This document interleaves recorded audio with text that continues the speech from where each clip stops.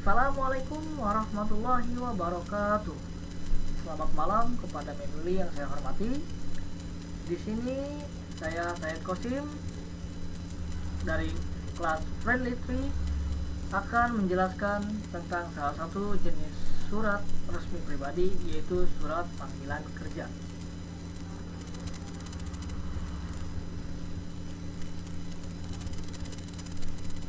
Apa sih surat panggilan kerja itu dan contohnya seperti apa? Baik, di sini saya akan menjelaskannya satu persatu.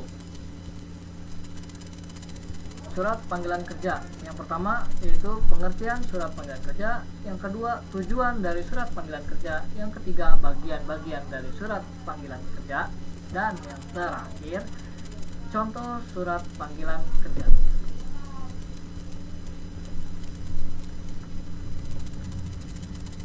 Masuk materi yang pertama, yaitu pengertian dan tujuan dari surat panggilan kerja. Surat panggilan kerja adalah surat yang dibuat oleh serta dikirimkan oleh suatu perusahaan atau lembaga tertentu pada seseorang pelamar pekerjaan. Jadi maksudnya adalah surat ini adalah surat yang dibuat dan dikirim pula oleh si perusahaan atau lembaga-lembaga tertentu kepada calon pelamar pekerjaan yang sedang atau yang ingin melamar ke sebuah perusahaan atau lembaga tersebut. Terus tujuan dari surat ini apa? Tujuan dibuatnya surat panggilan ini yakni sebagai informasi atau memberitahukan bahwa orang yang berkaitan atau pelamar pekerjaan yang ingin melamar di sebuah perusahaan atau lembaga tersebut diminta untuk memenuhi kegiatan selanjutnya, baik berupa tes-tes lainnya atau pemberitahuan setelah orang tersebut selesai mengikuti semua tes apakah ia layak diterima bekerja atau tidak. Jadi tujuannya itu bisa dapat disimpulkan menjadi 3. Yang pertama, informasi untuk orang yang berkaitan dalam surat tersebut atau pelamar pekerjaan yang diminta untuk mengikuti kegiatan selanjutnya, baik berupa tes tulis, tes wawancara, atau tes lainnya. Yang kedua, informasi atau memberitahukan apakah setelah dia selesai mengikuti semua tes tersebut ia layak bekerja di perusahaan tersebut atau tidak. Dan yang terakhir yaitu panggilan apabila si pelamar diterima bekerja dan diminta bekerja di hari yang telah ditentukan, entah pada hari itu pula atau dia diberitahukannya 2 hari atau sehari setelah dia mengikuti semua tes atau lulus dalam setiap tes. Baik, yang selanjutnya masuk ke bagian-bagian surat panggilan kerja. Surat panggilan kerja ini dapat berisi tentang lanjutan proses seleksi seperti tes tertulis, tes wawancara, dan juga dapat berisi sebagai surat panggilan untuk memulai bekerja. Karena surat ini termasuk surat dinas resmi, maka pembuatannya juga harus mengikuti aturan-aturan yang terdapat dalam surat resmi. Contohnya, A. Menggunakan bahasa yang formal. B. Isi pesan harus singkat, padat, dan jelas. C. Menggunakan kop surat. D. Tanggal tempat pembuatan surat. E. Alamat yang dituju. F. Nomor surat. G. Perihal surat. H. Lampiran surat. Dan yang terakhir I.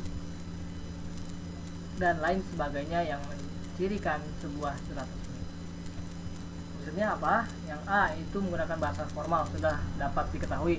Surat resmi itu harus menggunakan bahasa yang formal dan bahasa baku, di mana bukan menggunakan bahasa campuran. Karena bersifat resmi, jadi surat ini harus menggunakan bahasa yang formal. Isi suratnya juga harus singkat, padat, dan jelas. Singkat, tidak perlu bertele-tele atau panjang lebar, hanya mencantumkan apa yang ingin disampaikan. Dan juga harus jelas, padat, dan jelas. Maksudnya dia harus menjelaskan juga tidak hanya asal singkat tapi tidak jelas singkat pesannya namun jelas isi atau ungkapan yang ingin disampaikan dalam surat tersebut apa. Yang C, menggunakan kop surat. Kop surat adalah bagian dari surat resmi yang sudah terdapat dari suatu lembaga atau perusahaan yang mencantumkan. Yang D, ada tanggal dan tempat pembuatan surat. Setiap surat pasti ada yang namanya tempat, tanggal pembuatan, mulai tempatnya dari mana, tanggal pembuatannya kapan surat tersebut. Yang E, alamat yang dituju. Harus mencantumkan alamat yang dituju. Alamat yang dituju. Alamat yang dituju itu seperti alamat si pelamar pekerja tersebut dan nama si pelamar siapa. Yang F, nomor surat. Nomor surat ini berarti nomor surat yang dikeluarkan oleh perusahaan atau lembaga tersebut. Surat keberapa, nomornya berapa, itu tergantung dari setiap perusahaan atau lembaga yang ingin mengirimkan surat tersebut kepada siapa? Pada si pelamar pekerjaan. Yang ketiga, lampiran. Lampirkanlah berapa banyak yang ingin dilampirkan dalam surat tersebut. Mungkin bisa 2 lembar atau tapi tidak mungkin 2 lembar, pasti 1 lembar lampiran. Dan yang terakhir adalah lain sebagainya yang mencirikan sebuah surat resmi. Lain sebagainya itu mulai dari tanda tangan, jabatan, dan lebih tepatnya sih tanda tangan dan jabatan dari atau juga nama perusahaan yang mengirim surat tersebut, siapa yang mengirimnya, jabatannya apa, perusahaan apa yang mengirimnya, atau lembaga apa yang mengirimkan surat ini. Dan yang terakhir ada contoh dari surat panggilan kerja tersebut. Saya mencantumkan 2 contoh surat panggilan kerja. Yang pertama dari PT Jaya Sejahtera. Di situ sudah tertulis ada kop suratnya, dan yang di sebelah kanan ada alamat dan tanggal pembuatan surat tersebut. Di samping sebelah kiri ada nomor surat, nomor suratnya, nomor surat berapa, tahun berapa. Lampiran di sini kosong, mungkin karena tidak banyak, karena hanya satu lembar. Untuk apa banyak-banyak melampirkan, gitu kan. Hal, perihalnya apa? Mungkin tentang panggilan kerja. Nah, di sini untuk surat yang pertama itu tentang panggilan kerja, berarti si pelamar, yaitu pelamarnya dikirimkan kepada Muhammad Aziz. Nah, di sini juga udah ada si alamat dari atau orang yang ingin ditujunya. Tidak hanya alamat tapi mungkin orang yang ditujunya juga sudah dicantumkan, yaitu saudara Muhammad Aziz di tempat. Nah, di sini si saudara Aziz diminta mendapatkan surat panggilan apa? Panggilan langsung kerja. Isinya sudah jelas, singkat padat jelas, itu sudah ada. Dan yang terakhir ada hormat kami serta dari siapa surat ini dikirim dan nama pengirimnya siapa serta tanda tangan. Untuk di contoh yang kedua yaitu lembaga pendidikan ke perkebunan kantor pusat.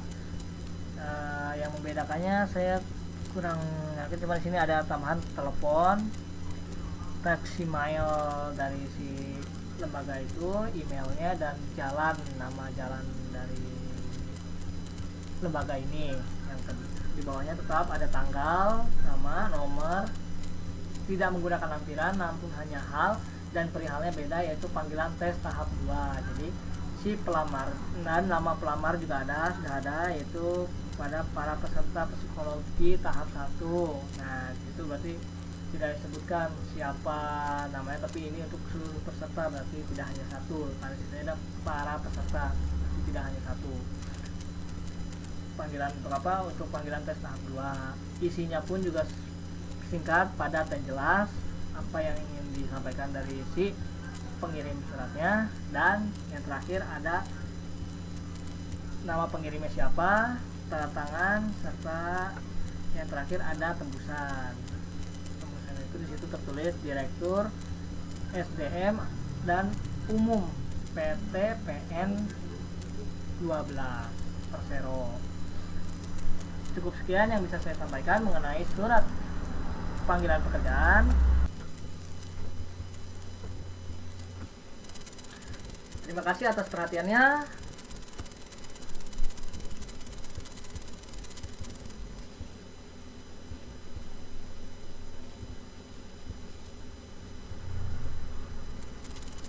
Mohon maaf apabila ada kekurangan ataupun kesalahan dalam menyampaikan materi karena keterbatasan waktu dan sedang ada dalam kendala di rumah. Saya mohon maaf sebesar-besarnya kepada Mbak Yuli. Sekian dari saya pamit undur diri. Assalamualaikum warahmatullahi wabarakatuh.